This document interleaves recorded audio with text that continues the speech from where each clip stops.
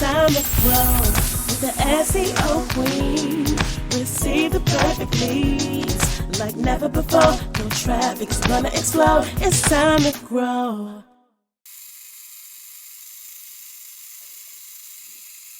Welcome to the SEO Queen Tech Show, a podcast to help you get more credibility, visibility, and profitability through inspiration, technology, and marketing insight. This podcast is for professionals and entrepreneurs who are looking to get more customers, clients, and patients. We're broadcast worldwide on Bashani Radio, iHeartRadio, and iTunes. Bashani Radio, always talking about everything from New York City. You can listen to the SEO Queen Tech Show on any mobile phone or tablet device. Also, as a thank you gift for listening, you can go to SEOqueen.com and book a complimentary strategy session. Just go to SEOqueen.com and book a Reach More Clients Power session. Now, for those who have been listening over the last few months, you know that we're having a conference on Saturday, July 22nd, 2023. And I am just really super excited because we have some great things that are going to be happening. We're going to be talking about AI. We're going to be talking about how to leverage AI to get more customers, clients, and revenue without paying for expensive ad campaigns. We're going to be talking about search engine optimization and also inclusiveness online and what that means when it comes to being ADA compliant.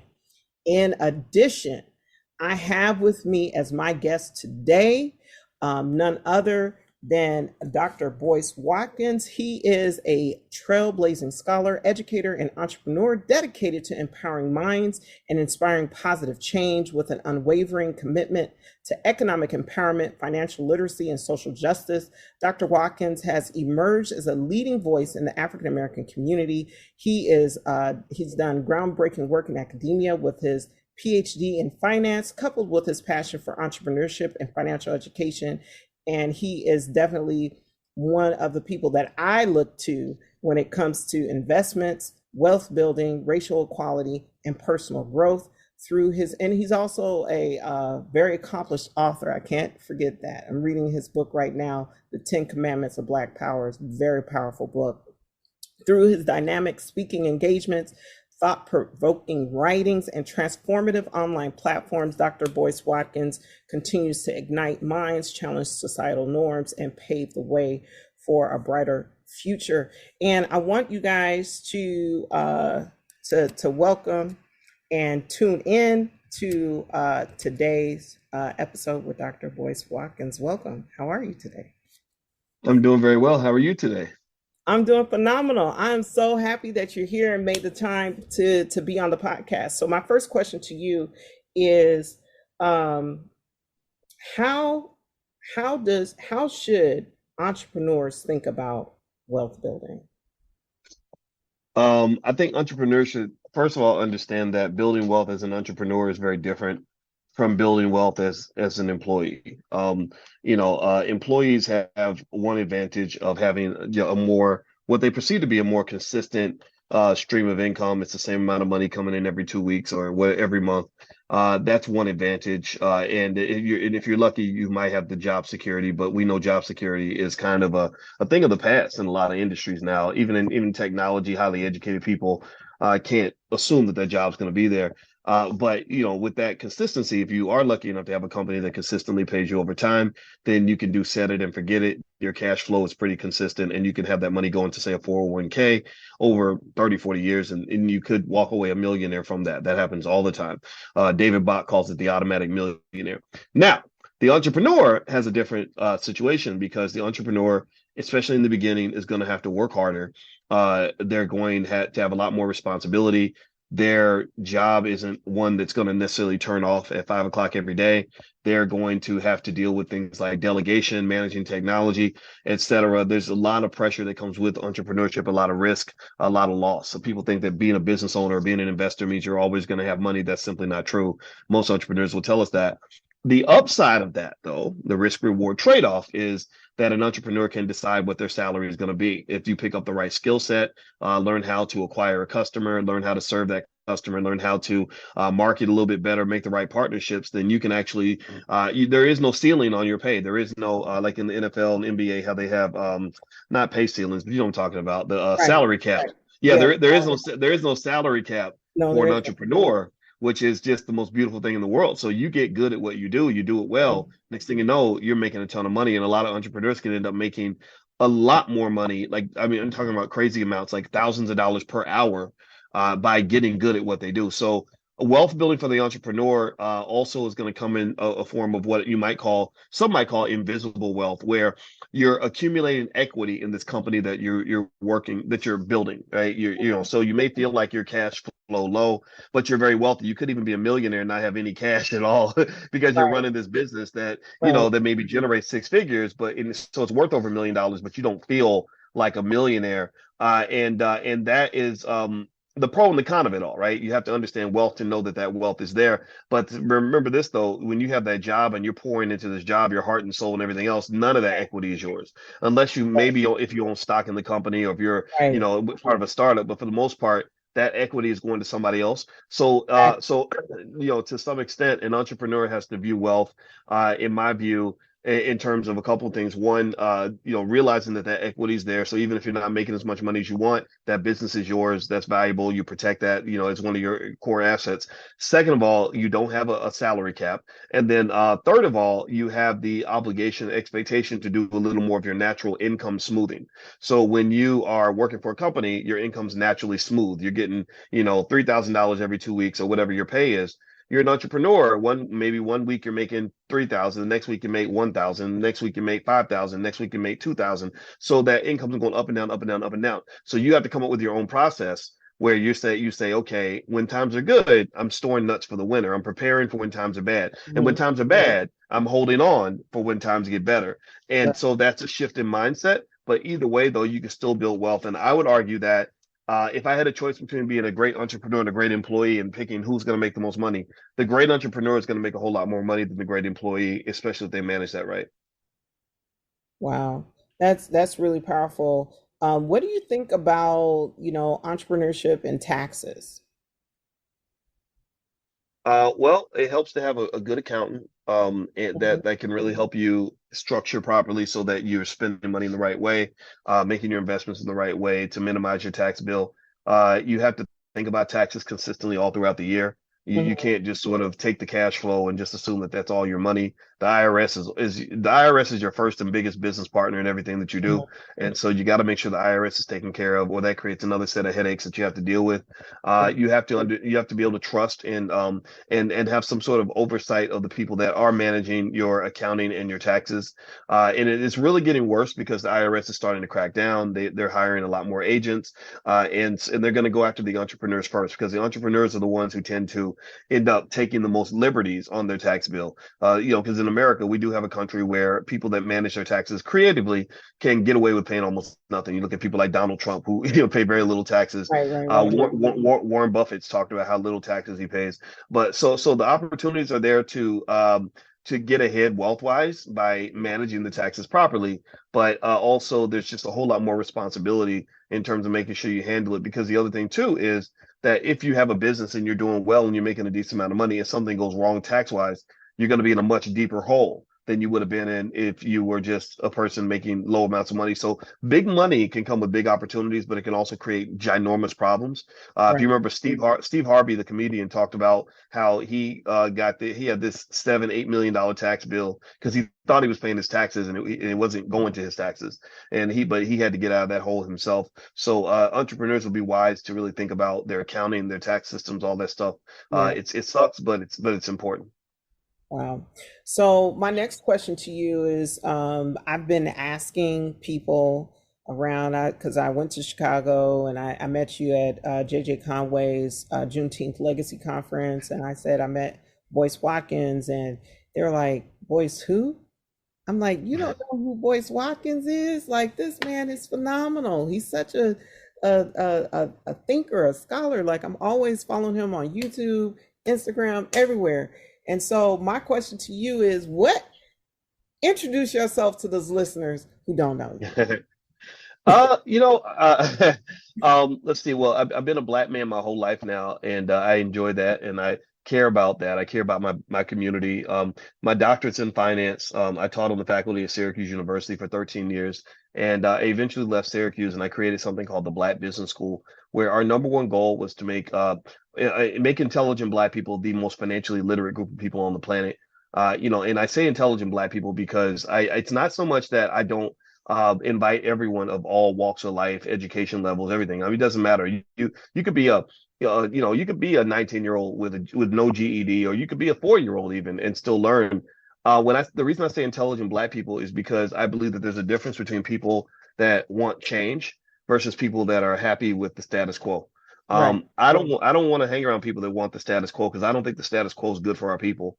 On so many different measuring sticks in terms of quality of life and health and wealth and relationships, we just rank at the bottom of the scale. And I'm tired of that. I'm tired of Black people losing. I want to get to know the Z Scots who went to MIT, who have great ideas that can benefit our people. I don't want to just hear about, such and such a rapper and how many babies mamas they got and all that stuff, because where I'm from Chicago, the dysfunction just seems to ooze out, when you're hearing about all the crazy things happening that are preventable, right? So I tend to reach out and say, okay, who's with me? Who wants to make our community better? Who wants to make our family strong again? Who believes Black men should love Black women? Who believes that we should raise our kids to be right? Who believes we should raise our kids to be stronger and more prepared than other people's kids? And I bring those things in, and people get confused. They're like, well, wait, you're a finance guy. Why are you talking about all these other things? Why would you talk about relationships or hip hop or whatever? I said, because it's all connected. It all links back to our economic condition. Our economic condition isn't bad just because we don't have money or we don't have the education. It's culture. Culture is everything here. And so I'm in my book, The 10 Commandments of Black Economic Power, that I just wrote, I spent a lot of time writing about economic culture, economic thinking. Right. I did it. I had a conversation today with Asia Kirkendall, who was at the yes, JJ she's on my calendar for this upcoming week. I'm interviewing her for my podcast too. Yeah. And my homegirl, so smart. Everybody needs to know her. She's on a whole nother level. That's quantum wealth theory, right? And I'm like, no, we need to push. Asia and I, we're both proud nerds, and I think you might have a little nerd in you, right? In a good way. No. I'm 100% a nerd. Like, don't let the cute hair fool you. See, that's the thing. But see, that's the thing. Nerds can be classy, cool, and cute. And nerds become real cool. Nerds become real cool when they become millionaires and billionaires, right? So, if you look across the road at what, majority population is doing, Mark Zuckerberg is a nerd, but he's the coolest nerd in the room because he's got $100 billion. Elon Musk is a nerd, right? So I think that our so-called nerds, the people that get pushed to the back, need to be pushed to the front. I love the basketball players and the rappers and all that, but I don't want to just hear from basketball players and rappers. I want to hear from the Asian Kirkendalls and the Z Scotts and figure out, okay, what are the best ideas and how do we get those ideas to as many people as possible so that we can directly impact the condition of our families, the condition of our children.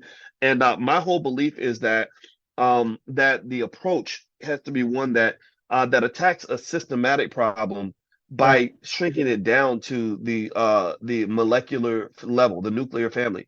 Right. What am I doing in my home with my wife? What are we building together? How are we making sure our relationship is solid so we can build wealth together?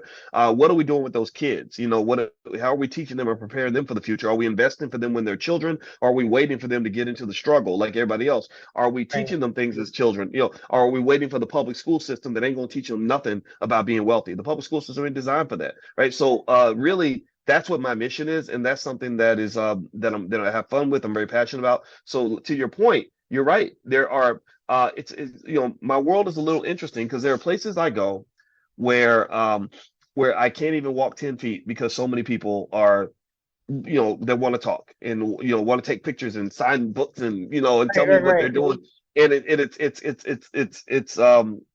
it's unbelievable, right? It's sometimes it's even stressful, but then there's other places I can go. This is what's funny though, Z. There are places I can go where I'll walk in a room full of Black people and no one will even notice I'm there, and that tells me that there is a cultural divide there. I went to a Tom Joyner event. And I walked in and I told my wife, I said, that was crazy. It's been years since I've been in a room full of Black people where not one single person stopped me.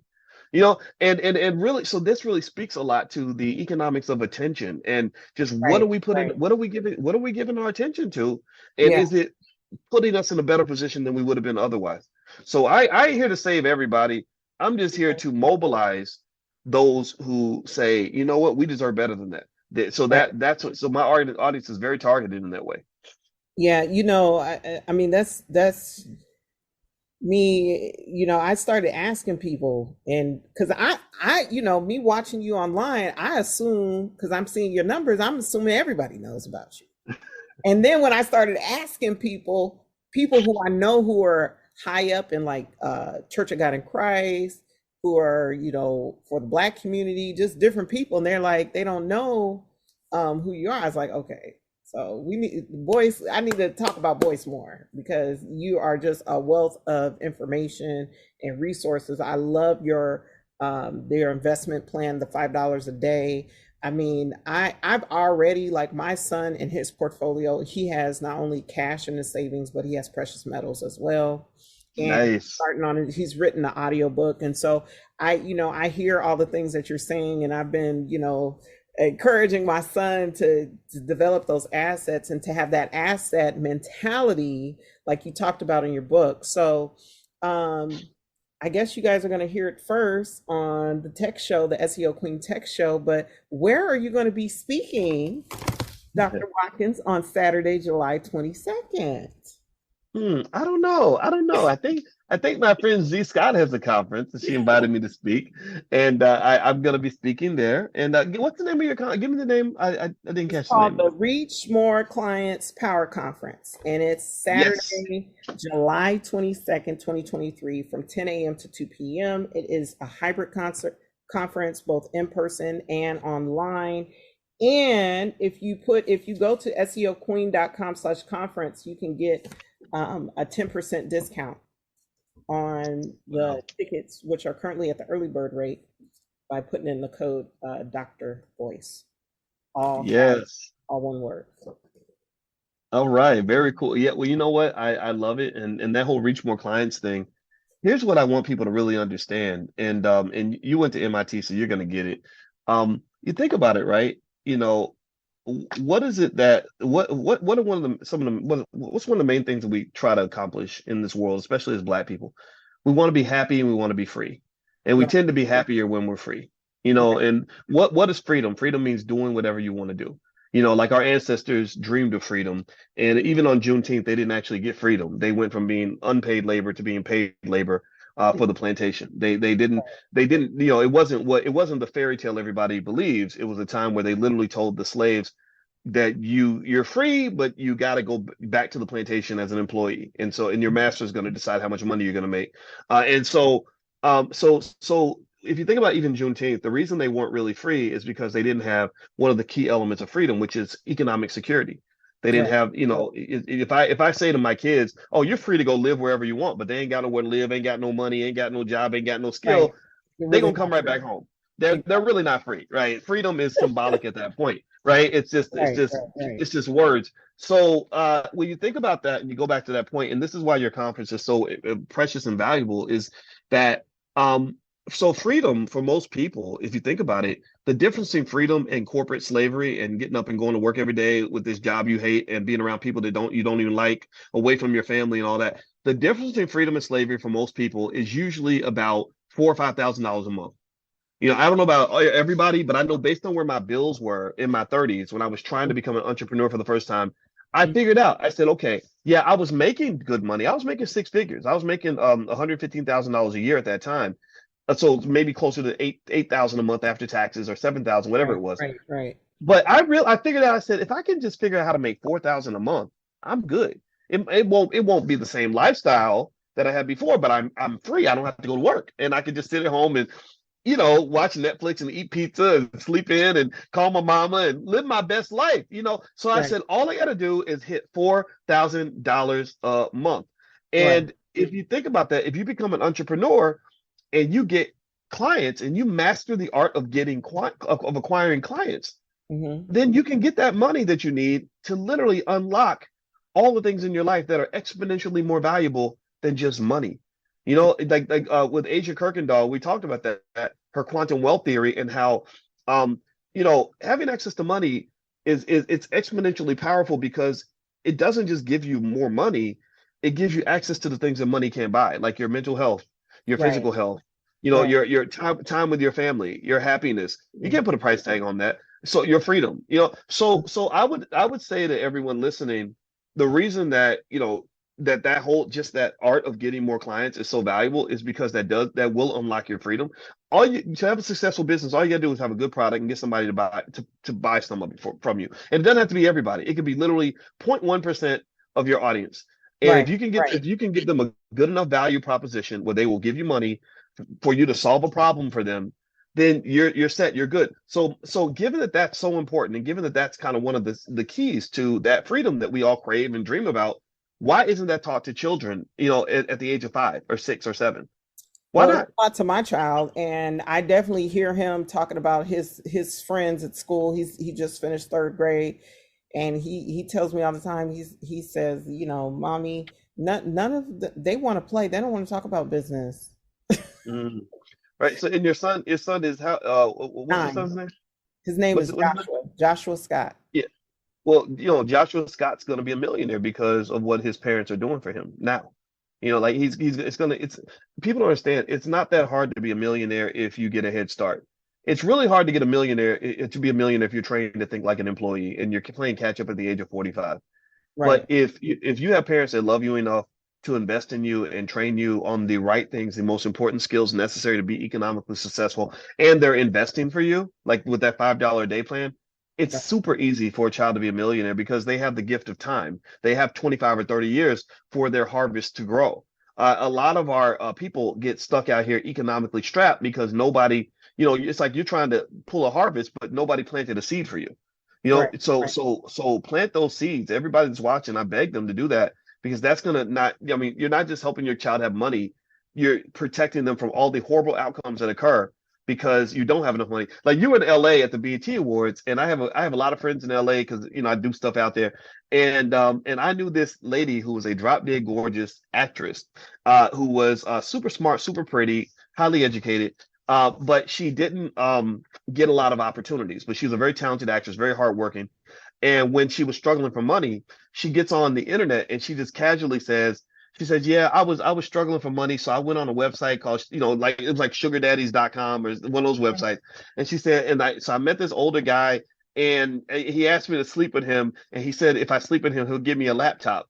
And she said, so I slept with him. And I'm sitting there thinking, you slept with this man for a laptop? Like really, like I'm like, and I'm sitting there as a father of girls, I'm Oh, thinking, where was your daddy at? Your daddy can help you get a laptop. right. Right. A And laptop. and here's the crazy part is that she Hmm. wasn't distressed over the fact that she slept with this raggedy, nasty old man to get a laptop. She was upset because she didn't get the laptop. That's what she said, that he slept with her and did not give her the laptop. And so that to me is an example of where sometimes our desperation for money can cause Right. us to give away things that money should not be able to buy. Money shouldn't be able to Exactly. buy your body. It shouldn't be able to buy your mental health and physical health. But we sell those things all. It shouldn't really. Money shouldn't even be able to really buy your time unless it's a very high rate. Like most people, your time should be worth at least 100, 200, $300 an hour. It should not be $25 an hour. Because you're going to get old one day and you're going to die, and these are hours of your life that you're selling. That's a massive, massive trade-off. That's completely Right. unfair to you. So, Right. so a gift we can give our kids is train them on how to make money the right way, so they're not trading time for money or trading their body for money or being in some horrible relationship just so they can get a little bit of money. That's Right. just that's a fate worse than death sometimes. Yeah, and I mean, you're so right because, when I was working on my master's degree in public policy, I read, William Julius Wilson's books on poverty and some other books that I can't recall the names of. But one thing that struck to me is a lot of Black people, especially formerly incarcerated Black men, don't know where to start with entrepreneurship. And that's why I'm so passionate about doing these events, because it gives me an opportunity to step in front of the people and share what I Yes. how to win online. Right now there's only about 90% of websites on Google, they don't get search engine traffic. They don't get any traffic at all. And Hmm. I, Interesting. yeah, and so the most popular website in the world is google.com, and Google is set up in such a way where if you create valuable content and optimize the content and code on your website, you can attract that traffic to your site. And there's over 2 trillion searches that are happening. And so I think this is definitely a resource that our community needs to tap into so that they can win online. And it's very important. And I'm really looking forward to your contribution to the conference on Saturday, July 22nd. And how can people connect with the Black Business School and yourself? Well, if you want to connect with me or anything I'm connected to, you can just go to boycewatkins.com. It's spelled just like Joyce with a B, BoyceWatkins. And there's stuff there. We have programs for kids. We have stock options. We do a lot of stock option stuff. In fact, in a little bit, I'm meeting some students that where we have something called the Passive Recurring Income Machine, which is at drboyceprime.com, which is basically where I showed them methods that I use to generate passive recurring income from selling options on my stock. Like, a lot of people don't know that you can sell stock options on certain stocks and earn a far higher ROI than real estate. But the best part about it is you're making money without working. So if people want to actually just see like a free training on it, they can go to boycewatkins.com. There's a training called How to Make Money Without Working. And that's where I kind of explain an intro, and they can decide if they want to be a part of what we got going on. Okay, that's awesome. Well, thank you so much. And do you have 3 tips for entrepreneurs before we go? Oh gosh. Okay. Let me see if I can freestyle this off the dome. Okay. 3 tips. The 3 tips that help as an entrepreneur. One, keep your head up. Learn how to stay focused even when times are not going good.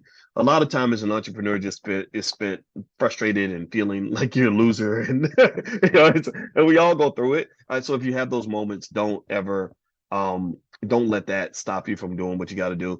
Number 2, talk to smarter people that have more experience than you do, and just know the answers to your problems are typically out there. And the more time you spend talking to other people, even investing and training from other people, the closer you'll get to your goal. And a lot of people feel like they have to do it all by themselves. They won't sort of sign up for that course or whatever. If think about this, I mean, you spent $100,000 going to college. A lot of us did. And most college professors, I can confirm this as a college professor myself, most college professors don't know much about how to make money or how to be entrepreneurs. We know theories and stuff like that because that's what we get paid for. We get hired at places like MIT for writing research papers. I had friends that taught on the faculty at MIT.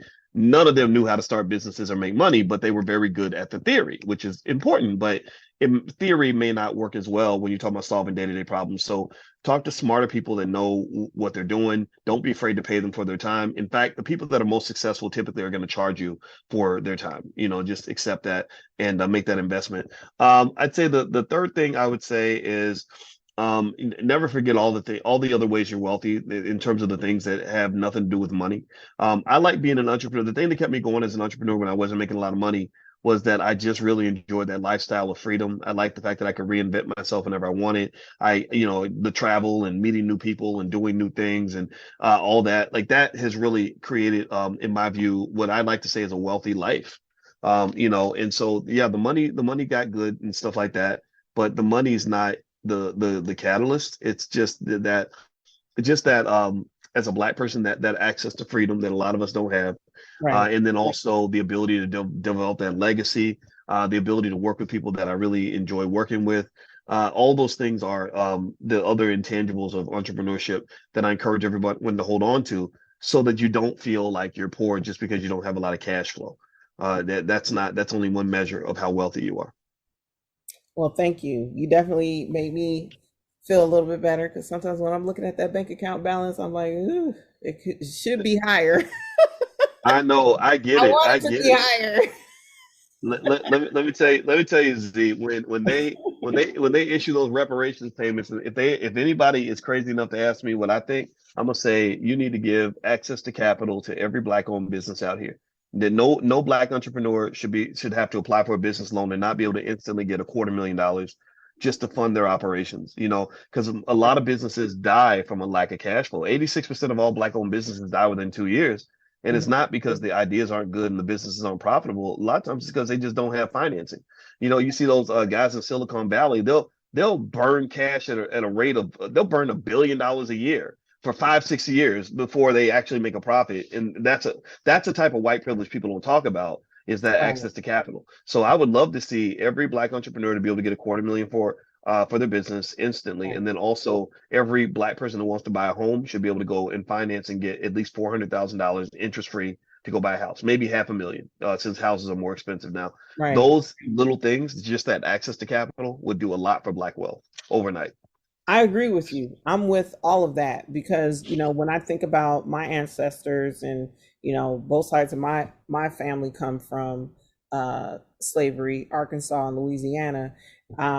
As a business owner, my eyes have been so open to all the intellectual property that has been stolen, all the wages, and just seeing what my grandfather did, what my dad is doing.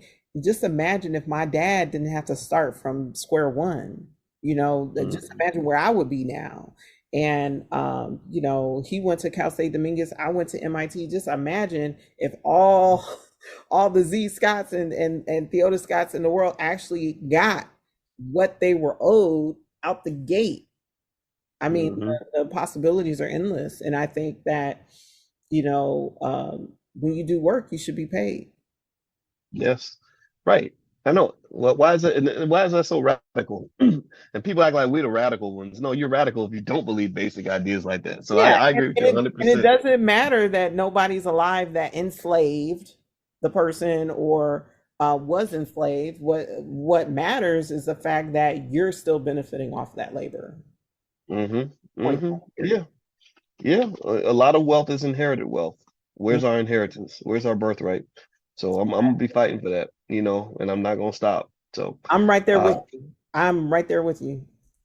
Yeah, the first reparations presentation I saw was at MIT.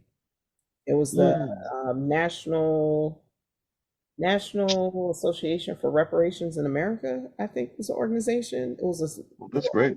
Gave a presentation about it, and the auditorium was packed. And I remember her just laying that out, and I think it was around the time that Randall Robinson put out his book, "What America." The debt. Yeah, the debt that America owes, and I still have that book to this day. And I'm right there with you. I'm a proponent of getting reparations. Yes, right on, right on. Well, I enjoyed talking to you today. Yeah, likewise. And I'm gonna say thank you for listening. And if you're on social media, follow Boyce Watkins on Instagram at is it the real or the official? The real Boyce Watkins. The real Boyce Watkins, and put a B1 in the chat if you put a B1 on B1, Black first. That's right. All right, you guys have a great one. It's time to grow with the SEO Queen.